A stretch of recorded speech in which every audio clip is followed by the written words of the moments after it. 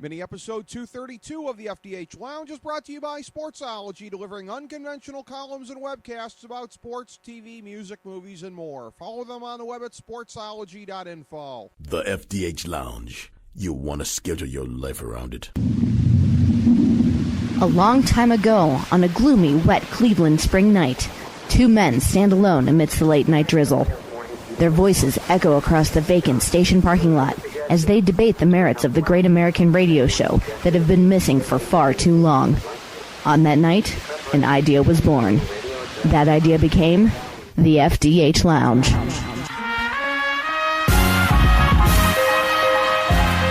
Welcome to the FDH Lounge. Hello, everyone. Welcome to FDH Lounge mini episode number 232. Rick Morris and Kyle Ross coming at you as we have been all NFL season. This week, breaking down the divisional round of playoff games. Last week for the wild card games on these here virtual airwaves, 3-1, I believe, for both of us. I certainly know that was the case with me, as I had Cincinnati, the misguided thought that they would get the backdoor cover in that one, but probably still lose the game. They lost. They did not cover.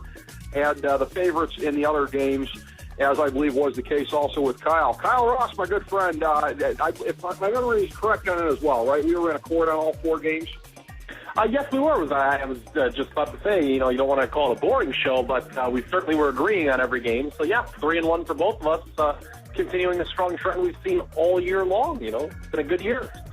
Hopefully, absolutely. Yeah, hopefully we can keep it going in the divisional round. I got to say, I didn't really feel great about any of the four games last week. I don't feel particularly great about any of the four this week, maybe with one exception.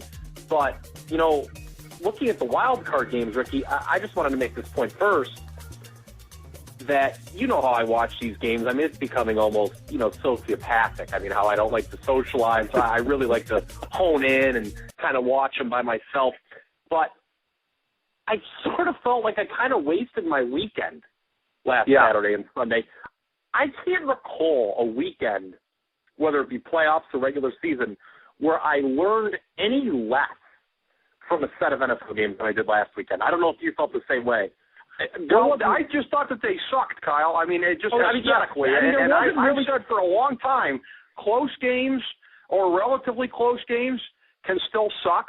And I was just left wanting in them. The only game of the weekend that really held my attention at all, the Seattle and Washington game. And even then, it was annoying because Seattle would kind of like keep driving, get turned away, and for Washington, you're looking at them going, just die already, okay? You're going to lose the game. You are wasting my time. I felt like my time was getting wasted all weekend as well, Kyle.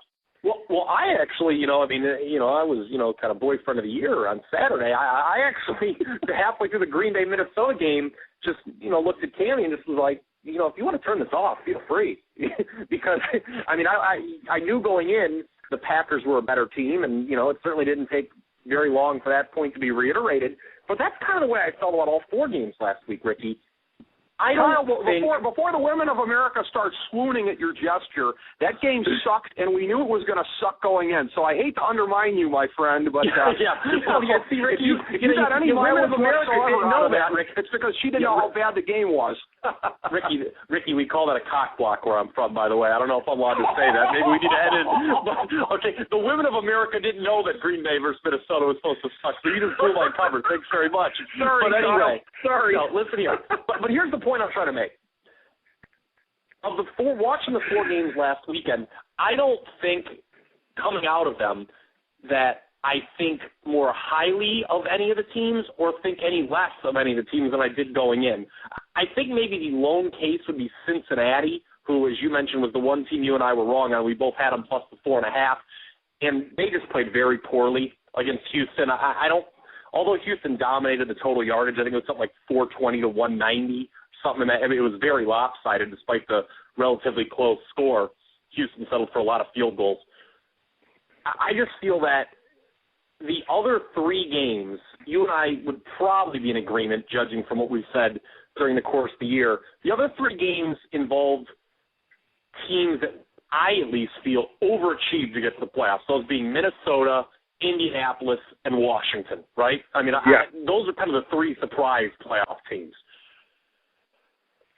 I would totally agree with that, no question. Okay, so, throw out that Cincinnati kind of disappointed me, whatever. But looking at the other 3 games, those 3 overachieving teams, the clock kind of struck midnight on all of them with sort of these extenuating circumstances that just spelled doom from almost, the first minute. In the case of Minnesota, you had a situation where we already knew the Packers had a pronounced edge at quarterback with Rodgers against what we thought was going to be Christian Ponder. I am still amazed to this minute that in this age of Twitter and 24-hour sports coverage that it wasn't up until like an hour or 2 before the game that it was announced Joe Webb was starting, and that pretty much sealed the Vikings' fate right there. Webb is I think he had started once before in that weird Tuesday. Wasn't there a Tuesday game? I was thinking of this during the week, and I forgot to look it up now. There was a Tuesday game a few years ago, wasn't there? Was when the roof fell in at the Metrodome, and I think he started. Yeah, and he started for Brett Favre. Joe Webb, bless his soul. He comes from a UAB program that's lost about 10 games every season the last 20 years. So, he has no business starting in a game. It was an unfair spot. Minnesota had no chance. I know they fell behind early, but Adrian Peterson has to get more than 22 carries. So anyway, Minnesota, Green Bay dominated Minnesota, whatever. Moving to Baltimore, Indianapolis, you saw a situation where that morning it was learned that, and this was a real cruel twist of fate, I thought, after missing their head coach all season, Chuck Pagano, Bruce Arians filled in so admirably, and I think he was the NFL Coach of the Year. If I was a voter, I'm not, obviously. I would have given him NFL Coach of the Year. But he's lost to an illness the morning of the game, so the overachieving Colts, they didn't do anything on offense. That was about as bad as they looked all year on offense. I know the Ravens got healthy on defense, but still, so that was kind of a game. And then the last game was, as you mentioned, was kind of the only real tangible thing that the media could really sink its teeth into was the RG3 situation with Seattle and Washington, which I know wasn't unforeseen. You and I exchanged a few emails before the show. Griffin we all knew, was not 100% leading into that game. But I guess just because it's a hot-button issue, I kind of want to sound off on it for a minute about the whole Griffin thing.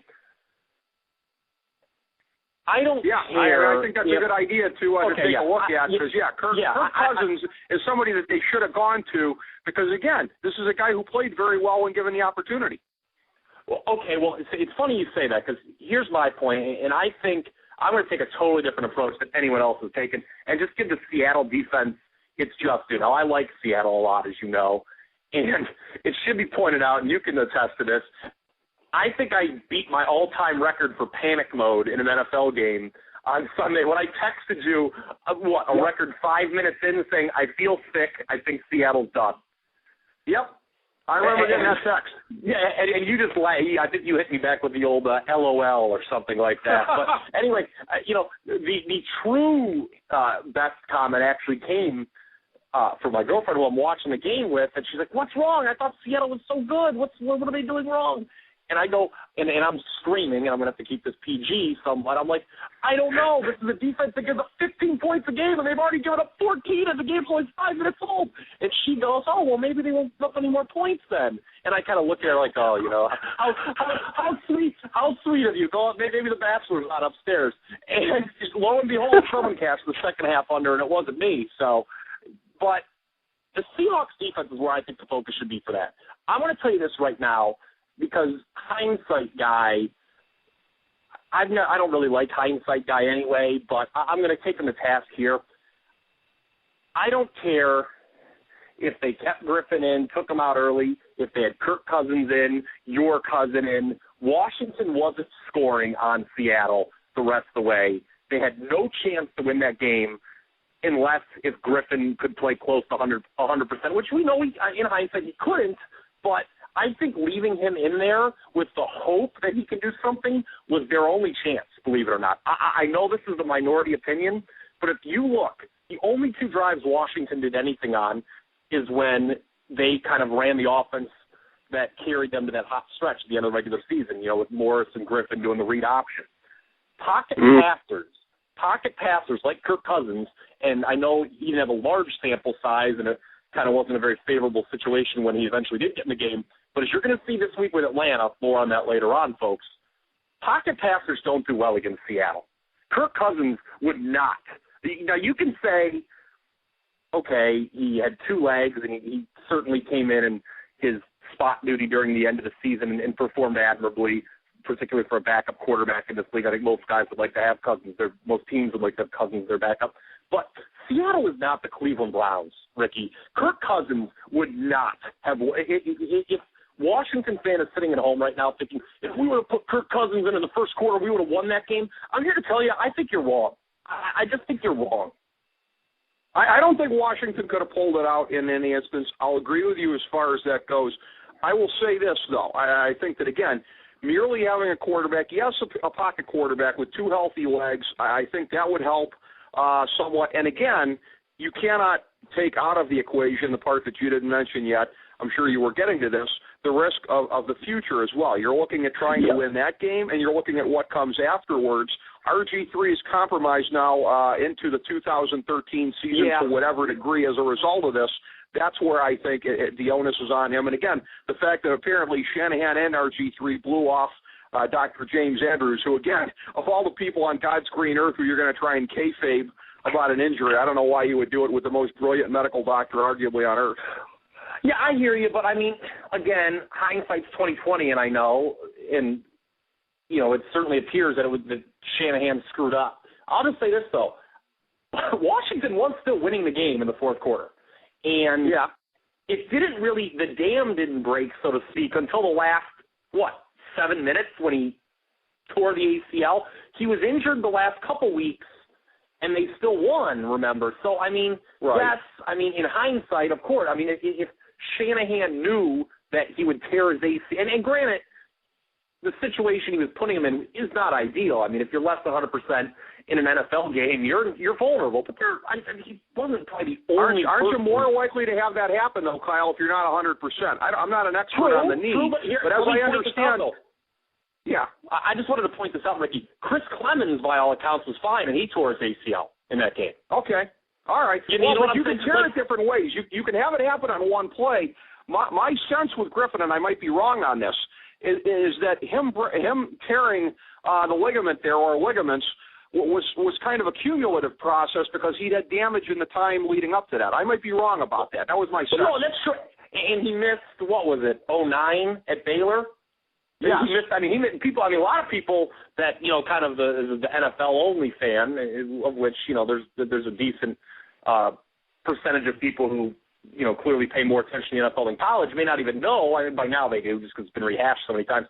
Griffin missed basically a full season at Baylor, 3 years ago. So I mean, he's had problems before, but I just think that yes, I mean, if you want to talk about Griffin's long-term future. Yeah, Shanahan was putting him at risk. I'd be more likely to take him to task there.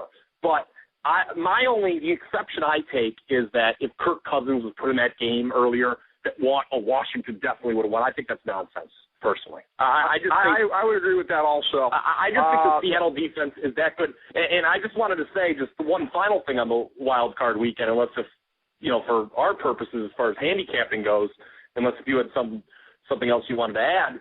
The big news is, I guess the one thing you wrote, and you didn't learn it just happened, just to take from it, favorites covered all 4 games, and the under cashed all 4 games. That's kind of unusual to me, because usually favorites are tied to overs, while underdogs are tied to unders. So for 4 favorites to cover, and all 4 games to stay under, pretty unique, and it kind of makes me, looking forward to this week, Ricky, want to look at underdogs and overs, but in the case of And very well, some of these games might go over. That's not what we're going to talk about here, but we'll just be talking about the point spread. I'm not inclined to take very many dogs this week, particularly with those AFC matchups. I can understand that. We'll start taking a look at it here. My last thing to put a bow on Wild Card Weekend, I'm going to tie together 2 separate things that you said. You talked about Joe Webb playing his college ball at UAB. Of course, to tie this to the comment that I made about your magnanimous gesture vis-a-vis the Minnesota and Green Bay game, WUAB, of course, in our hometown of Cleveland, Ohio. What did their slogan used to be back in the day? The Block. So it all ties together with what I did to you making the comment about the Minnesota Green Bay there we game. go. Very good. I see you working hard here on a Thursday night. Yeah, okay, there we go. Everything ties together. You can see the smoke coming out of my ears, but everything ties together. yes. I see you working hard on a Thursday night here. So, it was that way. Joe Webb, my God, Catherine Webb greater than Joe Webb. How about tying that together, okay? Yeah, I was thinking of Joe Cap also, too. You know, what is it about me? Let me tell you something. Catherine Webb greater than Joe Cap as well, okay? Let me tell you that, okay? Well, I think another friend of ours from back in the day, if we're going to go, a guy's named Joe with 4-letter last names, friend, Cleveland sportscaster Joe Wall probably could have done better back there. Well, I don't know. No comment from you. Yeah, we may have hit a roadblock on that one. We may have hit a roadblock on that one. No comment about our fellow Ohio Bobcat. All right, so the ones this weekend here, the FDH Western Bureau out in Denver has been festooned with all things Broncos now for weeks leading up to this one, as FDH senior editor Jason Jones is in full rah-rah pom-pom mode on his adopted Denver Broncos. They're laying 10 up from 9 at the Open against Baltimore this weekend. And in looking at this, Kyle, this is one shot here where I look, and it to me is the most clear favorite pick of the weekend. I don't think there are too many people who think that there is much of a chance that they are going to lose this game outright. It merely seems to be a matter at this point of whether or not they're going to cover. And one of the things that I look at here, last year, it's funny, you and I talked about this, people always looked at the Broncos and said, oh, that defense bailing out Tim Tebow, whatever. The defense last year was bend but not break. They were decent, but they were not overwhelming. This year, particularly against the run, 91.1 yards. Yeah, they're much better this year. Oh, they are. And it's a strength v. strength thing with Ray Rice going up against that Denver rush defense. And strength v. strength, this ain't baseball where the tie goes to the runner. I think in a lot of instances, tie goes to the defense in these kind of situations here. The thing that the Ravens do best, the thing that the Ravens are going to need the most if they're going to stay in this game, they're going to be very, very challenged to do with one of the best running backs in football, Ray Rice. I just don't see this one even necessarily being that close. USA Today Sports Weekly's pick is 35-17. That sounds about right to me. I would look for something about in that ballpark as Denver gradually pulls away, I'd say even in the third quarter, and it's not going to be close at the end in my estimation. Before I give my pick, and because I pretty much agree with you, did we want to mention that, because I know you emailed me earlier in the week, that these lines, and it's funny, obviously I have the answer to my question that doesn't hit you undeterred. For the two AFC games, you know, last week you and I basically said there's no way in hell that the AFC Championship game is not going to be New England at Denver. And you had emailed me earlier in the week that these lines kind of reflect, which obviously reflects that notion. We're not the only two people who think that, I'm sure. Well, they're a point or two higher in both instances than I thought. Yeah. Now, is that to try to get the public so that you can try and get enough people on Baltimore and on Houston? Is that what that was about? Yes. The books are very terrified of these two games because the public has done very well all year betting favorites, particularly in things like teasers and parlays and stuff like that. And it's funny that it has crept up to the key number of 10. 7.5 to 9.5 is kind of what they call the lines maker dead zone. But it has crept up to 10 here, which is interesting. I expect some of the sharp money to try to grab Baltimore at 10, just out of principle. I'm not saying that I think that's a good bet, as you'll hear in a minute. But you're right. I'm with you that these lines are higher. They almost couldn't make them high enough in that the general public is going to obviously be in love with the two favorites. The books, I mean, it'll be interesting to see if both lines climb above 10 by kickoff in some sort of just desperate act by the books to get some money on these underdogs, because it's tough to make a case for either of them. Now, with Baltimore, I've seen a few people try to make the case for the Ravens. And I realize that first meeting in the regular season, obviously this is one of 3 regular season rematches this week. I picked Baltimore in that game, and I watched a great deal of it, and the game swung tremendously, Ricky, if you remember, on a pick six Joe Flacco threw at the end of the first half. Baltimore, was inside Denver's 10. They were looking to make it, 10-3 at worst, could have been 10-7 going into half. Then, of course, we all know what happens. Flacco throws the pick. Denver takes the house 17-0 at halftime. That ball game, they were up 31-3 at one point. So there is that. And the Ravens, is it a different game if Baltimore goes into the half 10-7? Maybe. And then Baltimore's obviously a lot healthier now, too. We saw Ray Lewis, what a tremendous inspiration he was last week. With it's probably a different podcast for a different time on Your and My Differences on Ray Lewis. But it was nice to see him go out, his career get celebrated. And to put things in perspective, I was reading an article on, I think it was Grantland, about Lewis, just to make a point here, that, they had some undrafted free agent, they meaning the Ravens, on the field for every snap against Denver in the regular season game. I can't remember the guy's name because he's of no consequence, but he didn't play at all last week against the Colts. So the Ravens, are a lot healthier defensively. But that said, I just think, this is a terrible matchup for them. Their secondary still has question marks.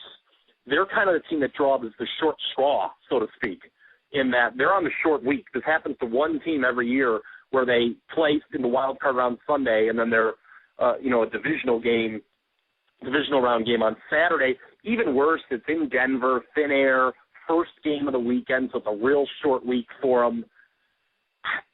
I'm with you. I don't see any way the Ravens win. And listen to this. This is also going to aid in the. This ultimately caused me to make my decision with Patriots Texans. Listen to this, Ricky. I look back. Of the last 48 playoff games that have been played, this goes back to 2008. It includes last week's 4 games. There have been 48 playoff games played. The straight-up winner has covered the spread in 45 of those games. Whoa. The point spread has not come into play very often. And here are the 3 instances here. Last year, Baltimore was laying, I believe it was 7.5. They beat Houston by 7. So that was close. Right. So that's why if this does get up over 10, I'm going to be a little more nervous. So Baltimore failed to cover by half a point last year against Houston in this round at home. A few years ago, I can't remember the exact year, but it was the NFC Championship game. It was the Minnesota-New Orleans NFC Championship game where Brett Favre single-handedly cost the Vikings the game. Everyone remembers the game. Yeah. 31-28. Yeah, Vikings lost by a field goal. They were getting 4. So, again, It was very close. They missed covering by 1 point. And most would say if Favre doesn't make, that was at the time his 3rd of 3 horribly reckless playoff passes in his career that cost his team the game. If he doesn't make that pass, Minnesota wins the game outright. So you almost had that instance struck from the books here. The only other time a straight-up winner did not cover the spread since 2008 in the playoffs was the Pittsburgh-Arizona Super Bowl, where, again, you almost had an outright winner, but Roethlisberger, threw the touchdown pass in the waning seconds to give the Steelers the win. So, generally, the team that wins covers. Now, this is a high number, I realize, but there have been some high numbers involved during that stretch. So, yeah, that was a long-winded response for me to say I agree with you. Lay the points with Denver. Okay, 2 last points I've got on this game. One, with what you mentioned about Ray Lewis, and I understand the question was put to him about a bust in Canton, and he said, I can't comment on pending court cases. So that's one. See, now, let me tell you something. It's amazing how some people in society, never mind, I'm going to leave it at that. That's a different podcast for a different day. All I can say is, Ray Lewis, I salute you on a phenomenal career. But, to that point, kind of a letdown for Baltimore, no? Don't you think they obviously wanted to win that game so bad, regardless of what you think of Ray Lewis? Let's just take that out of the equation. They wanted so badly to win for him last week that you got to wonder how much emotion is drained out of them. And he played well last week, too. All the naysayers, all the critics, he played well last. I know he dropped the gimme interception, but led the team in tackles. I thought played a very good game. They were up for that. They had their contrived response to Chuck Strong, and they were up for that game, won that game. God. Yeah, it's going to be this too. What? Oh, I just want to say this. Baltimore is always worse all throughout the John Harbaugh tenure, they have been 10 times better at home than on the road, too. That's something else we didn't even mention. Well, they have not been a good road team under Harbaugh. Last note I have about Baltimore, because you've been beating the drum all year about they don't show up very well in the Vegas power rankings and everything else like that. I was really looking through their numbers to try to find a couple of things that stood out, and there were two.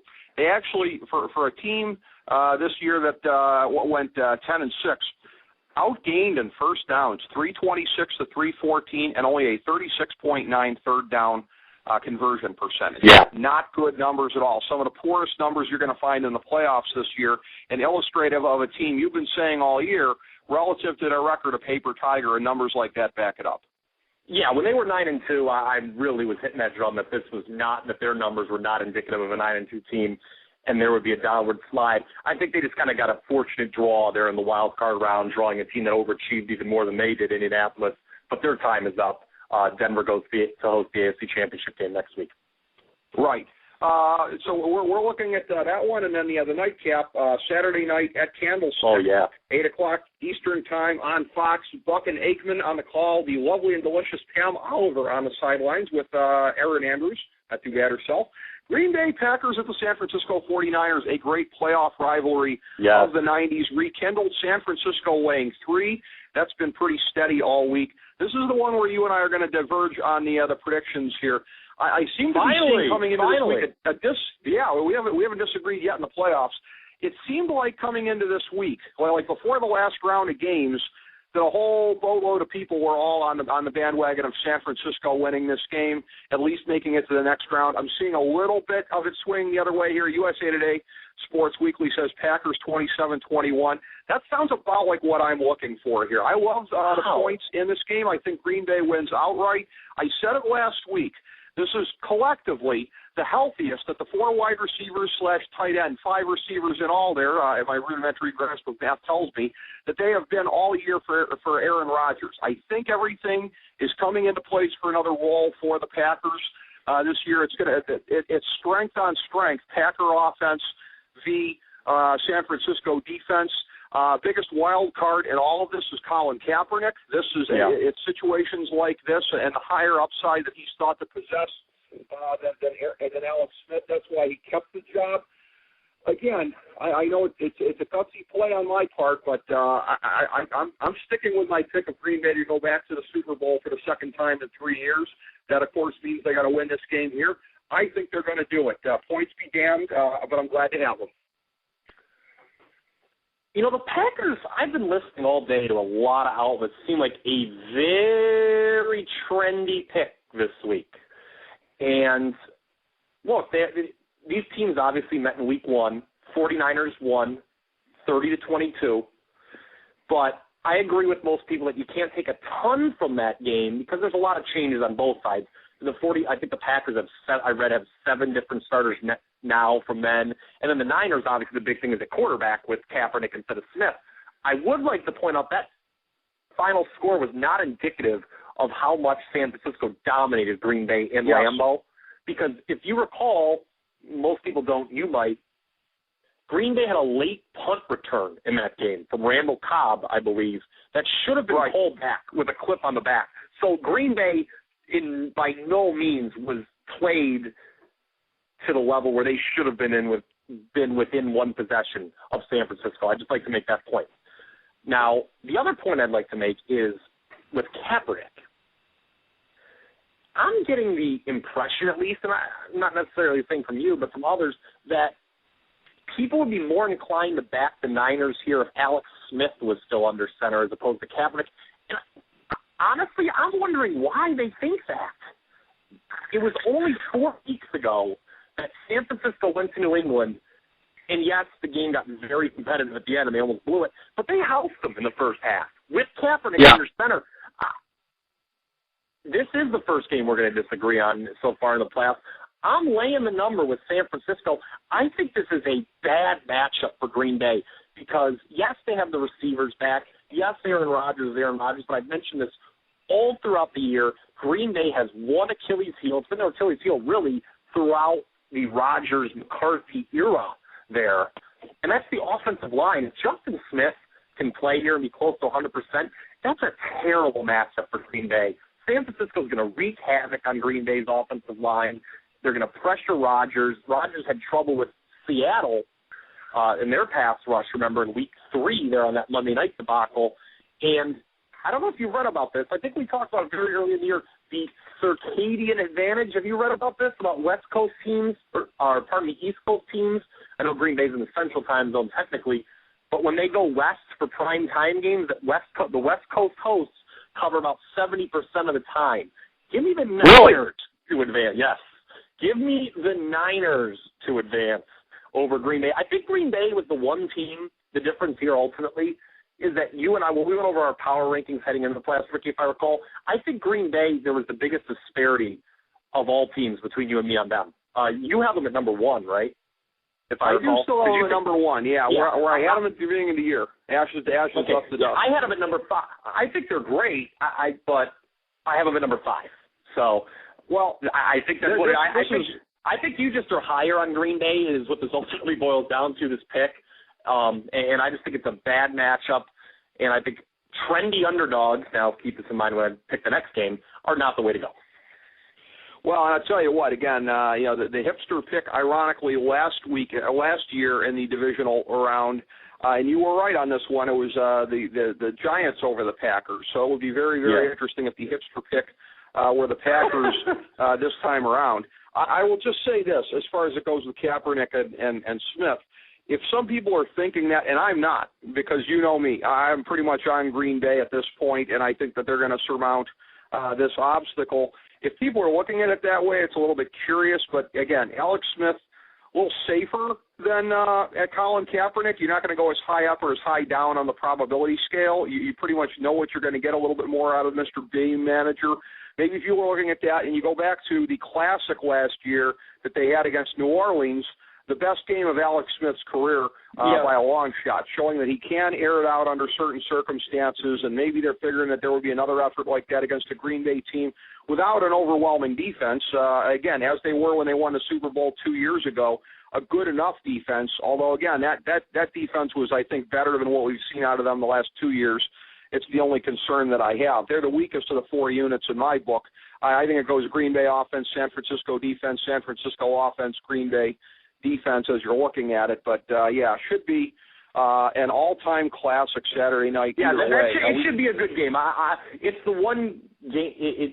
I think it is going to be the best game of the weekend, without question. Certainly, I mean, obviously, better than every game last weekend. So this should be. I cannot, even though I like the Niners, I can't imagine them blowing them out. I've got them winning by a touchdown. Well, we talked about this again at the top of the show. How horrible the wild card weekend was. The only two, hopes that we have for good action are both of the NFC games, both of the Fox games. That takes us to Sunday, 1 o'clock Eastern time at the Georgia Dome. Regrettably, now he's a 4-time lounge guest after last week. Kenny Albert, not on the call of this one. I don't know why. Tom Brennan, Brian Billick, the lovely Laura Oakman, and Chris Myers on the call in the Georgia Dome Sunday, early afternoon. Seattle at Atlanta, and the line, Atlanta is laying 2.5, had been 2 earlier in the week. This is one of these things, again, where, you do tend to see a lot of people lined up on the underdog. I was a little bit surprised to see USA Today Sports Weekly saying Atlanta 28-17, but I will say this. If Atlanta wins, it will be that kind of a game. It's got to be the kind of a game where Matt Ryan and that offense can get out there, get in rhythm, and impose their will. And in a game where, let's just say that the crowd is situationally loud at the Georgia Dome, a bunch of front runners. But anyways, under the circumstances, it will be a loud rocking house as any dome is. But again, I just don't see that kind of a scenario. For how long will it be rocking? For how long will it be rocking? When things start going wrong, it's going to sound like a library. You're right, Kyle. You're right, and that's the whole thing. You talk about situationally loud crowds going into a game; they can be taken out of it. And I think, in looking at it, you and I see Seattle coming in and working Atlanta, similar to what they've done to teams in recent weeks. Again, last week they didn't win in a blowout, and I don't think this will be a blowout. The one thing I'd like to say, and I'd like to see if I can get you to agree with this, because I feel like Atlanta's being framed for a crime by drawing Seattle, and that they're going to look like a bunch of choke artists. Can I get you to agree with me that with or without a healthy RG3, Atlanta would have beaten Washington this weekend? Yeah, I would take Atlanta. Yeah, and that's the point. Okay. I feel terrible for Atlanta, Ricky, to be honest. I know I rip on them all the time, and I'm not going to rip on them now because, quite frankly, I think I'm going to be able to do it next week. But this is it happened to them again. They drew another terrible matchup. I talked about this last week when we were kind of previewing what we thought the games would be this weekend. They are 0-3 in the Mike Smith, Matt Ryan era in the playoffs. All 3 times the team they lost to represented the NFC in the Super Bowl. The last 2 years, the team won the Super Bowl, the Packers and the Giants. Yeah. The Seahawks are the hot team. And if there's one team that can match up with Jones and White, it's Seattle. And Seattle kind of talks a lot. They don't kind of talk a lot. They do talk a lot. They have a lot of confidence. Honestly, I would be more inclined to take Atlanta against any other team in the playoffs right now besides Seattle. This is just they call it a perfect storm and things work perfectly in your favor. This is the most imperfect storm there could ever be for the Falcons. I know there are some travel issues with the Seahawks. I know they lost Clemens to an injury. But I think people are kind of hunting it. And, there are people who are saying to me, oh, is Atlanta really going to blow it again? I say yes. Outright, Seattle comes in and they knock out Atlanta. I really like this game a lot. This is my favorite game of the weekend. Yeah, it kind of is for me as far as likelihood on this. I will say, and this is kind of a weird. I just wanted to say, I haven't picked, obviously I was wrong with Cincinnati last week, but an underdog's got to cover sooner or later, and with me taking the 49ers, Saturday night, I've got to jump on a dog sooner or later, and to me, this one screams dog. I'd like to put, I got another great stat for you, too, while it's fresh in my mind. Okay. You and I, after last week's show, were kind of doing some good digging and doing some good research. Remember about I brought up the playoff, the last 25 years, 30 years of playoff games. We were looking at all the lines going down memory lane there, and we found that there was only one instance where a home team was a dog in the divisional round. That was the Dallas-Detroit game of '91, if you remember. That was the year before Dallas went on its huge run. Detroit was a 1-point dog at home to Dallas, and they crushed them. Now, after that, Dallas had the last laugh. But I read something in the middle of this week. This is only the 5th time. Detroit was not the number 1 seed that year. Washington was with Mark Rippon, and Washington crushed Detroit the following week in the NFC Championship game for those keeping score at home. But this is only the 5th time in history since the playoff format was realigned in 1990 that a number 1 seed has been favored by less than a field goal. The previous 4 instances saw an outright upset each time. Really? Okay. Well, like I said, imperfect storm. The reason this line is not 3 is because the books do not want to get all that Seattle money. I don't. It'll be interesting to see if it goes to 3. I don't think it will. I think it's actually more inclined to go back down to 2. Seattle outright win. I would agree with that. The last game of the weekend, Sunday late afternoon, 4:30 Eastern time at Gillette Stadium in Foxborough. It's the CBS A team of Nance and Sims with Steve Tasker working the sidelines. New England laying 9.5 against Houston. It had been 10 when it opened here during the week. And again, it's funny. There's a little bit of an inversion between us here this week, Kyle, as far as how we're looking at this. You've been a much more dog-friendly guy through the course of the season, even coining the great nickname for me of road favorite Ricky along the way here. Again, not that we're going to be seeing road favorites in the playoffs here as much. This is going to be my 3rd dog of the 4 this week, again, just because. Wow! I think, again, I don't think Houston can win. I think they have a better puncher's chance than Baltimore, but I think it's by a tiny, tiny sliver. I think, again, they're going to be out there. They're going to be trying to push it with Foster, try and get a good handle on the time of possession. They do have New England beat on that in the regular season, 32-52 to 30-41. That could be a way to try to disrupt the timing and the rhythm in the offense for New England there. I don't think Houston's going to win outright. I think they got, although, again, you made me a little nervous with that stat before that indicated that, again, it would be rare in this situation for Houston to cover but not win the game. Nevertheless, that's basically what I'm looking for here. I think it's getting to be overblown, this whole sense, and that idiot Dan Shaughnessy ran a column this week about how it's here we go. New England's got a bye, and I think there's so much talk. I think people are so down on Houston at this point in time. I think we're going to be a little bit surprised at the end of the day, and I think they're going to lose, but it's going to be something more like 24-17. Here's the thing. This line does scare me for this simple rhetorical question. Who the hell would believe Houston game? I mean, did you watch the Monday Night Football game? And for this, it boils down to me. I was waffling back and forth because you know me, when everyone's going one way, I like to walk in the other direction. But the stat I brought up at the outset, where of the last 48 NFL playoff games, the straight-up winners covered 45 of those times, is kind of sealed it. And here's the thing. I do agree with everyone. I've heard a lot of people that Houston is going to play better here because Lord knows they can't be any worse than they were on Monday Night Football. Right. But here's the question, Ricky. Are they going to be 3 touchdowns better? I don't think so. The back door will probably be open. If this was regular season, I would not be recommending this under any means. But you know what? I've always say, if you're going to take an underdog, at least, even if it's double digits, have some sliver of hope that they could win outright. I have no belief here that Houston will win this game. Patriots lay the number. All right, we disagree on 2 games. We do, and in both instances, it's me going with the dogs, which again, real Freaky Friday situation between you and I with the regular season and with the playoffs here. Let me ask you this on my assertion that by a tiny bit. I mean, if somebody puts a gun to your head, and you'd probably say shoot rather than have to make this choice, but if somebody puts a gun to your head and says better chance to win outright, Houston or Baltimore, what say you, Kyle? Baltimore. Really? Yeah. Okay. There's a clip and save to see who keeps it closer. Yeah, I don't believe. I've lost all faith in Houston. I mean, I just don't see any way they win this game. I know New England has gagged a couple times before in the playoffs. There was that game a couple years ago against the Jets where I think they were a double-digit favorite as well. It was in this very round, I know.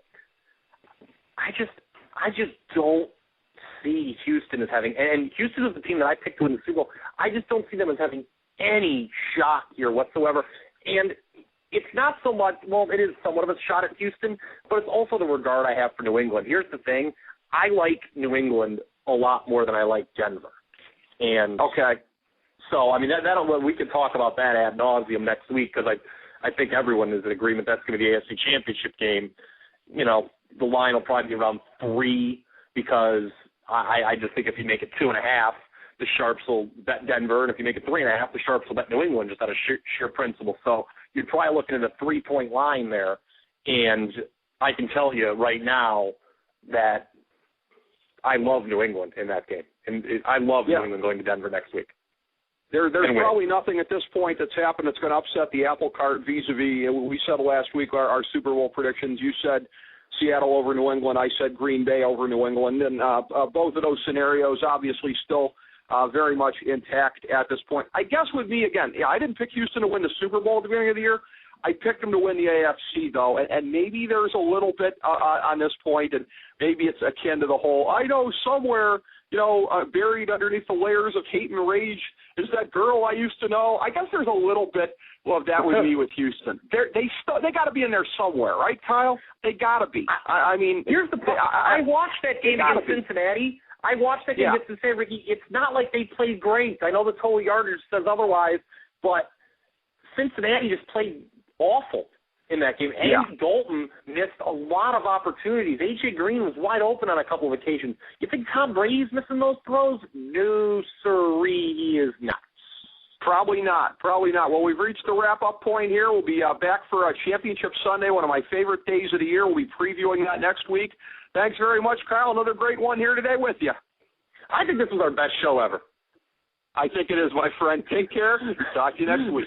As we bring the show to a close, we would like to extend our deepest gratitude to NBC, CBS, ABC, Fox, all Clear Channel affiliates, TNT, TBS, USA, UPN, Deadspin.com, YouTube.com, YTMND.com, MySpace.com, various blogs, Fox News, CNN, CNBC, MSNBC, IamBoard.com, Billboard.com, Google.com, ESPN, ESPN2, ESPN News, ESPN Classic, NBA TV, NFL Network, Sports Time Ohio, Athlon Magazine, Comedy Central, Cartoon Network, The Boomerang Channel, QVC, BET, The Spice Channel, Steno Notebooks, Manwich, Papermate Office Supplies, waitresses, strippers, bartenders, garbage men, janitors, microwave popcorn, the writers of The Office, Scrubs, Entourage, My Name is Earl, Oz, Metalocalypse and the Boondocks, Aquafina, and the periodic table of elements.